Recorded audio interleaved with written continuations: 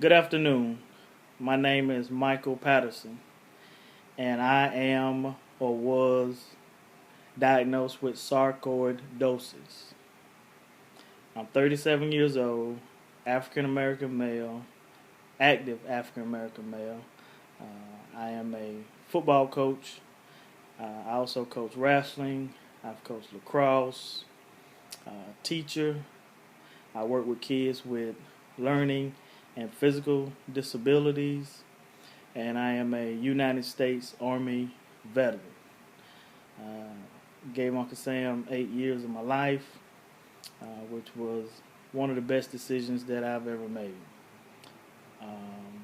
About a month and a half ago, I was diagnosed with cardiac sarcoidosis and neurosarcoidosis.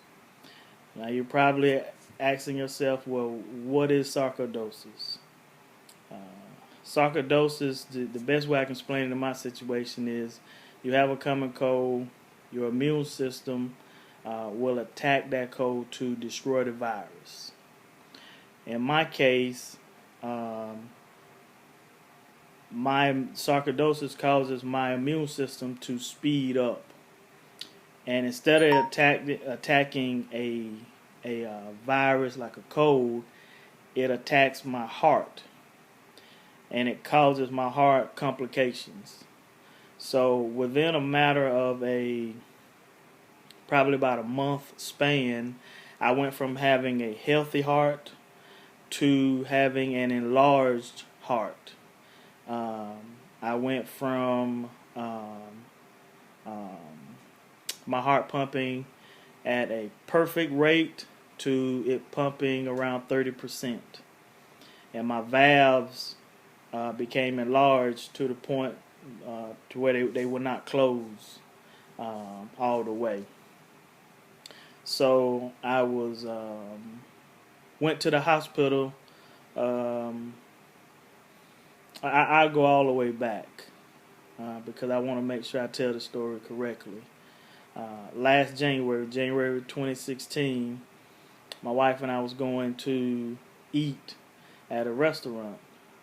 And before I could walk into the restaurant, my lower part of my body, from my abdomen down to my feet on my right side of my body, started doing the MC Hammer all by itself. Like I didn't know what was going on. And so I had to sit down. My wife called the ambulance. They came, and they took me to the hospital. Because I'm a veteran, I got what you call preferred treatment. So they rushed me back, did a CT scan, and they found a tumor, a benign tumor, on my brain. It was in the back left corner of my brain. Well, the way your brain is set up, what's on the left side controls what's on the right side of your body, and what's on the right side controls the left side of your body. So that caused me to have what they call a seizure. So they wanted to, they kept me for a couple of days. They wanted to do surgery. I reached out to a specialist who used to be in Naples, Florida. That's where I live at now, Naples, Florida, Southwest Florida. Reached out to him, and he had moved to North Carolina, Charlotte, North Carolina. He did a surgery on my sister-in-law, and you couldn't even tell that she even had a tumor to this day. And he's very, very, very good at what he do.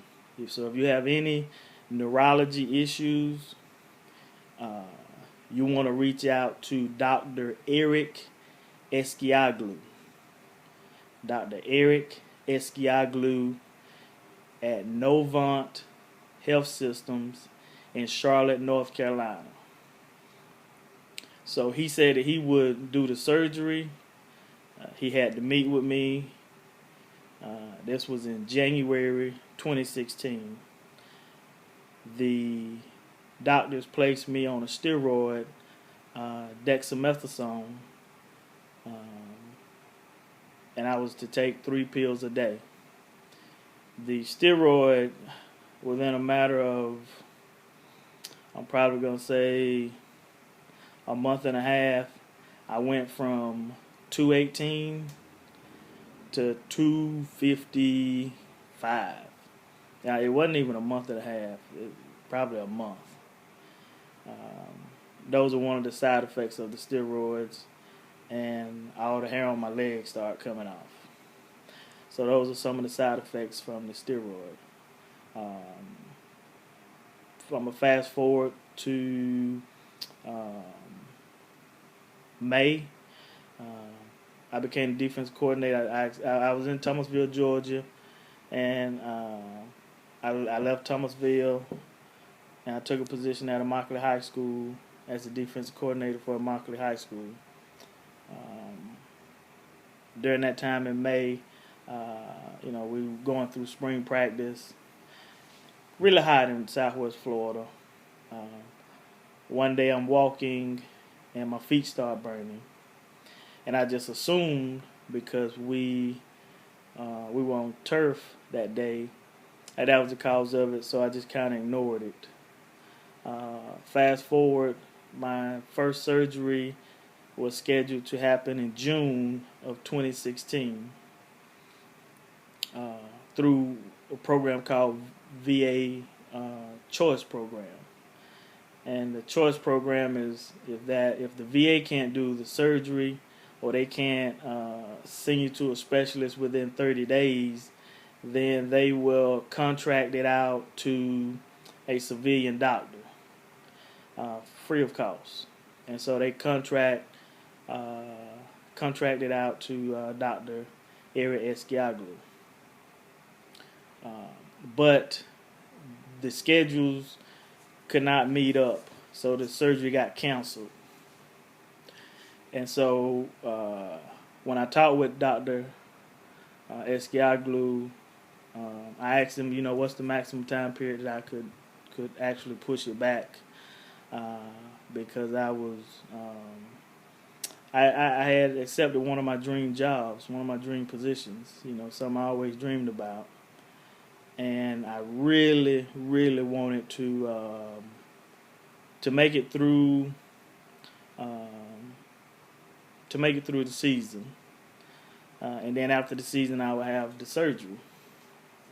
So we pushed the surgery back to December 2016. During the summer of 2016, that burning sensation that I got in May, during our summer workouts, the sensation came back. And it felt like the tendons in my foot just had broke apart. And they were burning. I'm talking about like somebody took gasoline and just poured on my feet and struck a match. And I was in a lot of pain, but I didn't let anybody know. The only person I told was my wife. And so every day I came home during summer workouts, I would have to soak my feet for at least an hour in cold water, every day. And then I would have to get off of my feet. By this time, I had gained another 20 pounds. And I just assumed it was the weight gain. That's why my feet hurting. Just assumed that. So as we're going through the season, I'm fast forwarding going through the season. My energy level began to drop. The burning sensation in my feet was getting worse. I was starting to get headaches. I was having tremors. Some days from football practice, I would have to stop on the side of the road just to kind of let my body cool down. My body would, my head would sweat like somebody poured water on it. But the sweat wouldn't come, my face or anything wouldn't be sweating. Just the top of my head would just be sweating. And so I just assumed it was from the heat and my hat. I just assumed that. But there will be some days that will be very rough and tough on me. But I didn't tell anybody. You know, there was a few people that knew about my tumor. Um, I would share what was going on with me with my wife, and sometimes I would share some stuff with my mom. But I didn't want her to worry too much. But the whole time during this, this time period, I'm thinking that it's just a tumor. So I'm going to fast forward. I had to end up resigning my position as as my coaching position, and then it got to a point to where my headaches they got a little rough, and I wasn't able to work like I normally work. So I had to take a leave of absence because I wasn't in the school system. I wasn't back into Collier County school system for 1 year. They couldn't give me FMLA. So what they did, they gave me non-FMLA. They gave me 12 weeks of that. And so my last day of work was in December. We go to North Carolina, and we meet with Dr. Escalagler. We ended up renting a home in Charlotte, North Carolina, probably about 2-3 minutes away from the hospital where I was scheduled to have surgery. I go into the hospital. I do all the pre-medical services that I needed to take care of, the pre-operational stuff. The day before I'm scheduled to do surgery, my doctor calls me and tells me I need to go get another set of x-rays. And this really, really ticked me off because I just wanted to take that day and spend with my family. Mentally, I was ready to have the surgery. I was ready to go through it. As I go in to get the x-rays completed, as I'm coming out, maybe about 15 minutes later, my wife gets a phone call, and she's on the phone, she's crying, and I'm like, well, I'm thinking somebody has passed away, based on her emotions. The doctor says that my tumor had shrunk, and it went from the size of a golf ball to the size of a pea, and that I no longer needed surgery. And so at that point, all we could do was, praise God and, like, this is a miracle. And the doctor could not believe what had took place because with the type of tumor that I have, it's scheduled to get larger instead of smaller. And so they wanted to run some more tests on me.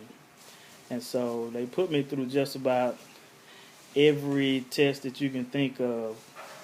The last one that they put me through was called the spinal tap, where they want to get fluid off of your brain, and they take a needle and they stick into your spine, and it drains fluid from your brain.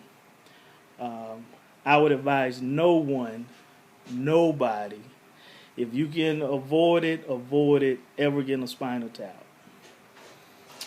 If you have to, make it that's the last case scenario, but it's not a fun treatment or fun process to go through. Steve Kerr, the head coach for the Golden State Warriors, was experiencing some of those pains. So when they were talking on TV about what he was going through, I definitely understand and know exactly what he's going through. Afterwards you get like a massive, it's not even a headache, it makes a headache look small. Migraines makes it look small. You know, like it feels like your head is about to just explode. Um, and so I went through that process. Took me about a week. Normally, people recover within 72 hours. What the experts say. Took me a little more. Took me about a week to get to the point to where I would not have the massive headaches. But I could not sit straight into a chair. I couldn't do the L shape in a chair. My back was in so much pain, and I had to have pillows to whenever I tried to sit up. But I had to always sit at like a lean, almost like a recliner state. So when the doctors told me that all that took place, you know, I was excited, I was happy, but I still felt like it was still something like, you know, still something, you know. I can't put my finger on it, but it was still something. And so when I asked him, he said that I think you have sarcoidosis. And this was right before Christmas, December 2016. And I was like, well, what is sarcoidosis? Had never heard. Well, I heard of it, but it was through most people when they hear sarcoidosis, it goes back to comedian Bernie Mac. He had sarcoidosis. Hall of Fame football player Reggie White had sarcoidosis, and Tisha Campbell from the show Martin, she had sarcoidosis. Bill Russell, the all-time winningest NBA basketball player, has sarcoidosis as well. So it's something that's been around for a while, but it's not something that people talk about. When I started doing research on it, they say it's about 200,000 Americans that have sarcoidosis, and 70% of those are African American females. So it's something that's in our community, but you know, it's not a disease that it's an autoimmune disease. It's not something that we talk about or share a whole lot, and that's what I wanted to do different. But at that time, they didn't know if I had it, if they wasn't 100% sure if I had sarcoidosis. So the plan was to taper me off of the steroids, and once I got tapered off the steroids, then I would go and have a biopsy to see if it was sarcoidosis. So now we're into January 2017. I go and I'm doing everything the doctors asked me to do. I start tapering off. I went from 3 pills a day to 2 pills to 1 pill to a half a pill. And when I got down to the half a pill, like I got sick as a dog. Like I couldn't keep anything on my stomach. You know, it was coming out of both ends. You know, that's the nicest way I can put it. I went from weighing, January I was at 301 pounds, which was the height of my weight gain. And a month later, I was down to 250. So in the matter of about 4 weeks, I lost 50 pounds. I went to the emergency room twice for dehydration. About a month after that, my wife took me in to, she thought I was dehydrated, took me into the ER, and when they went to take my blood pressure, it was kind of erratic. And they said they wanted to keep me overnight. Okay, so I didn't want to stay, but I ended up Okay, I'll stay. The next day, they did a lot of tests on me, what they call a heart workup. And the next day, they came and told me I had congestive heart failure.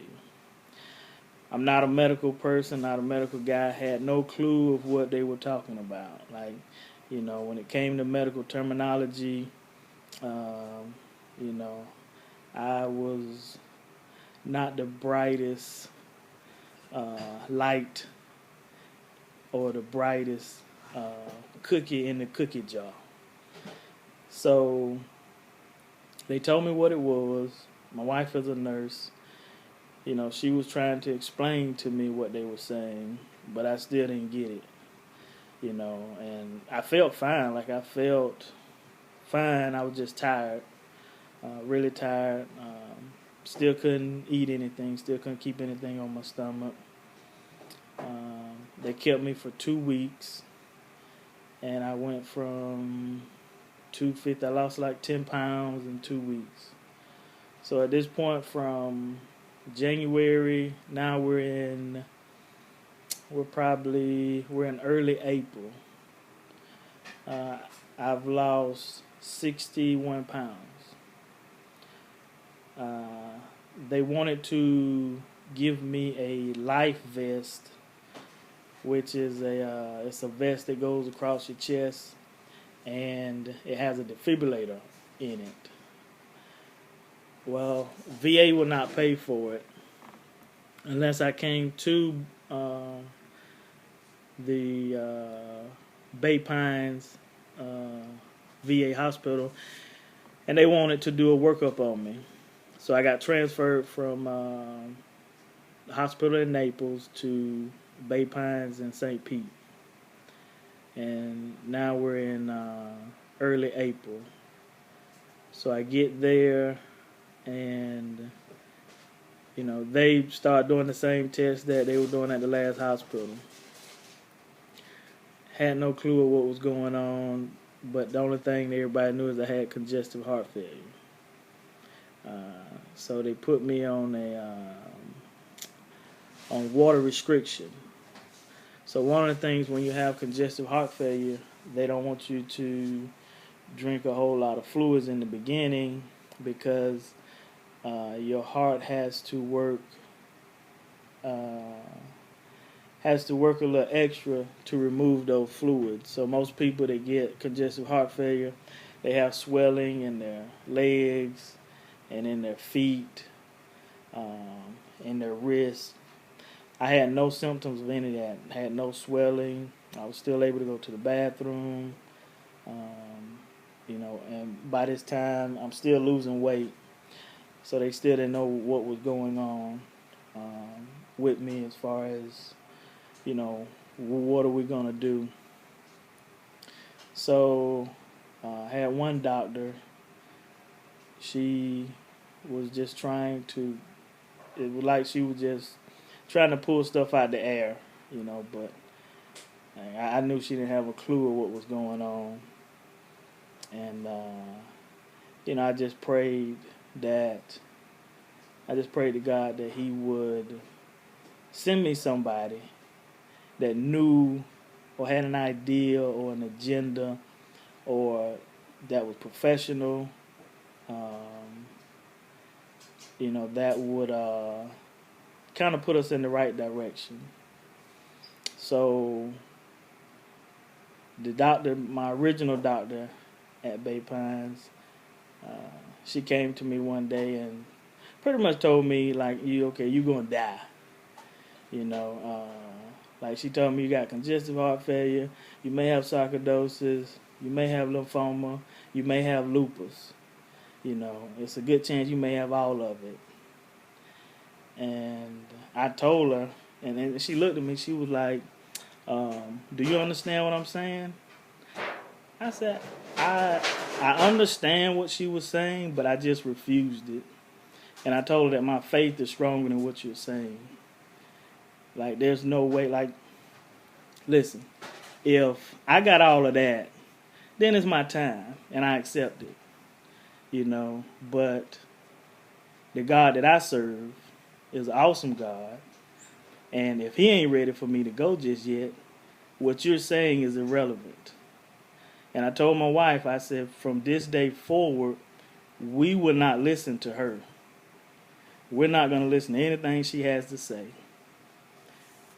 By the grace, she was put on. She went on vacation the next day, and they brought in another doctor, Dr. O. And Dr. O was the best thing that has happened to me personally during this whole situation. Like she came in with an agenda. Like every day, the night before, I knew what was going to happen the next day. I knew what doctors I was going to see.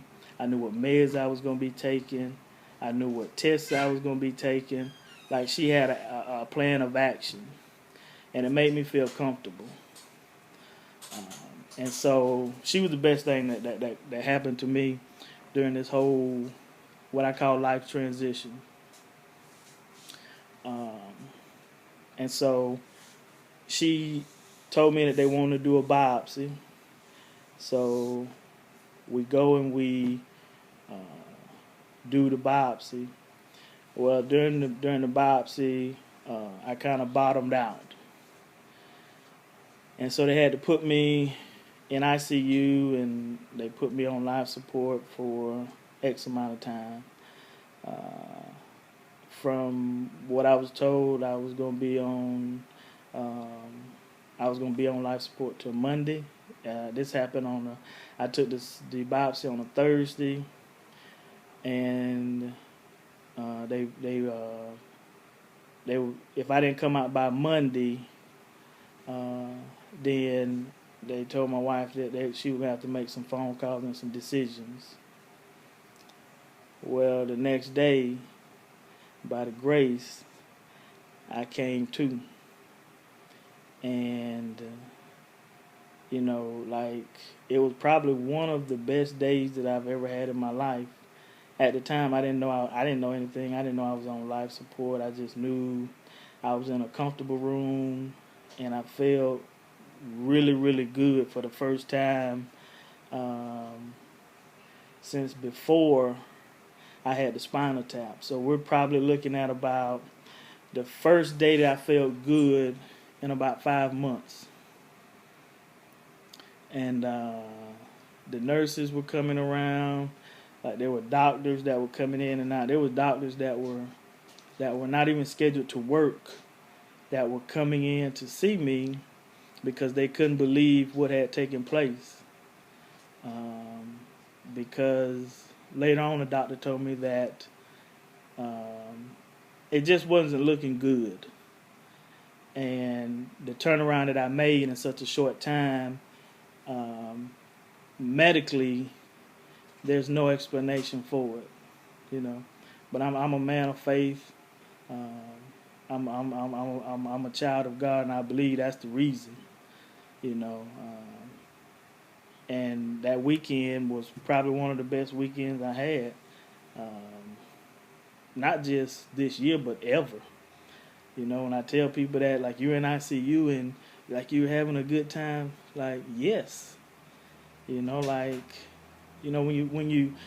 you're not used to, when you're used to feeling really good all the time and you're independent, and then that gets taken away from you, and you get just a small smidgen of that independency back, you appreciate it. The appreciation level goes through the roof. In my case, it did. And I've always appreciated everything, but it just kind of went through the roof. And so I was in ICU. I didn't want to leave ICU because everything was so comfortable in there. But they put me back in what I call general population. And then they wanted to put a defibrillator on my heart. Well, this one doctor came, and she was, oh yeah, we're just gonna give you the defibrillator. And I was, no, like, we're gonna have to talk about this. Like, I didn't know what a defibrillator was. this whole medical. Um, and just so happened, once again, the Lord sent me a doctor. He was from Nigeria. I call him Dr. S for Superman. He came and sat with me and my dad, and we talked for about an hour and a half. Like, we just talked about life in general and what my life used to be, what my life is now, and what I want my life to be in the future. And he explained to me what my options were. So I told him that he thought it might, my body may just have what you call an internal virus. And this internal virus could be just going through my heart. And if that's the case, then they can treat that, and I'll be back to my pre-normal self.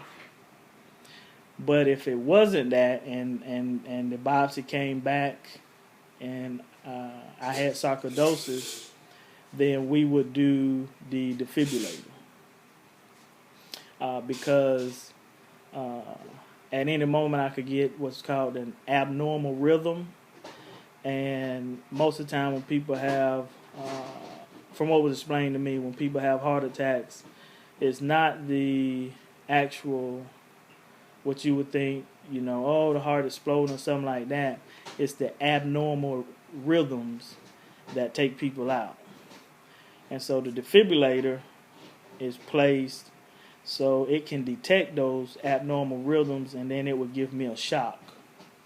Well, because I'm so young, I was 36 at the time, and I still want to live an active lifestyle. He chose to give me what's called the subcutaneous defibrillator. So normally a defibrillator is placed on your chest, in the front of your chest, on your heart. Well, my defibrillator is on my rib cage, on the left side of my rib cage, and I have 2 wires that run up to my heart.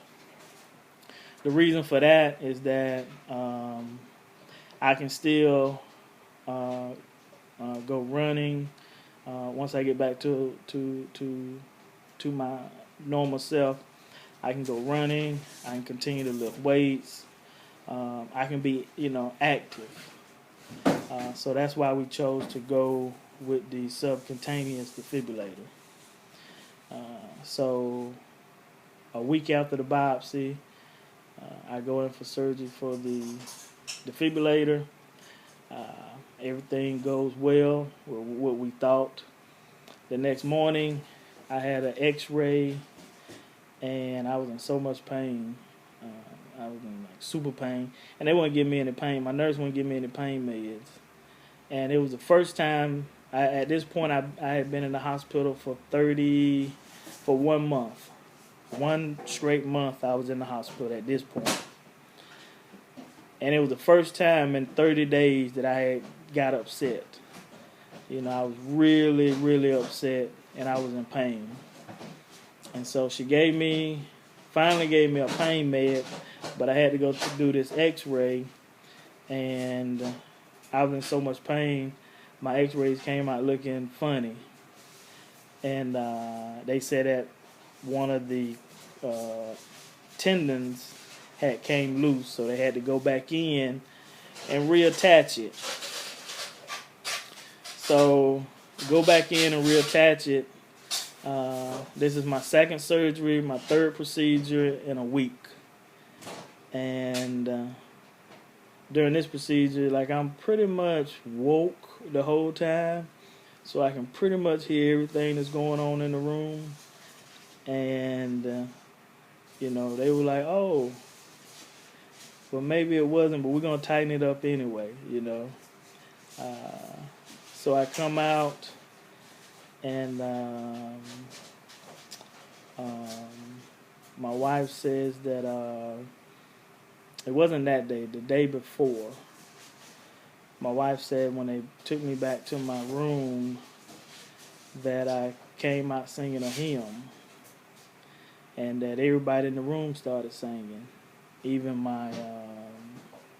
the guy that was next to me, and he was an old military guy that he cursed like a sailor, but he was in there singing too, you know. Uh, so the next day after the surgery, come out, everything is a-okay. And then they told me they were going to release me possibly that Saturday, because everything was looking really well. I ended up getting released that Monday. I spent 34 days continuously in the hospital, 2 different hospitals. I spent 2 weeks at Pine Ridge in Naples, Florida, and I spent another 20 days at Bay Pines VA Hospital in St. Pete. And so they put me on a treatment plan where I would take prednisone. They put me on the steroid prednisone at 60 milligrams to to suppress the sarcoidosis and the neurosarcoidosis. And then I'm on 2 heart medications. I want to make sure I say it correctly: metoprolol and lisinopril. And those are one is a beta blocker, and the other one is I know I'm saying this incorrectly, but a vasodilator. And pretty much what both of those mean is that they open up my veins so the blood can flow through easier, and my heart does not have to work or pump as hard. It can kind of relax, So it's almost like you're running full speed and then you just stop and you start walking. So it gives my heart opportunity to relax. And then I take a B12 vitamin for energy. And then I'm also on a Lasix pill. Supposed to make you go to the bathroom, but like I said, I don't have those symptoms as far as retaining water. I don't have those symptoms. And then I take a magnesium pill as well. Every now and then I may have to take a potassium pill. But that's my medication treatment as of now. Within the last week, my lisinopril was increased, which is normal, and I am converting from the prednisone steroid, to an anti-therapy drug called Humira, where I would take it's a shot that I take every other week, and I'm tapering off of the steroids, 5 milligrams per week. So I should be completely off the steroid by I want to say August. But during this time, I have really learned a lot about the medical field and learned a lot about researching. You don't have to always go with what a doctor says.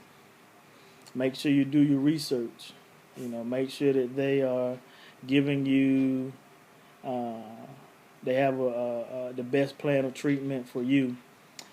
The reason why I'm on a beta blocker and I know I'm saying the word wrong, vasodilator, is that in African American males, or in African Americans in general, but mostly in African American males, these two treatments increases the strength of the heart. Whereas in my counterpart, the Caucasian male, he may be on a different medication than I'm on. And that's just from studies showing that African American males being on the same medication as Caucasian males is not the success rate is not as high. But when you introduce these two treatment formulas, the success rate in African American males almost